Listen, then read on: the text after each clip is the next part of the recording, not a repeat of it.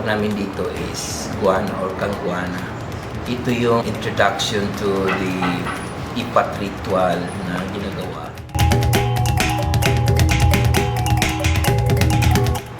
So itong kangguana, ito yung connection natin sa spirit world kasi ganito ang setup na ginagawa na isang ritual para mag-invite ng spirits, yung mga tonons na kaugalian ng sinaunang panahon.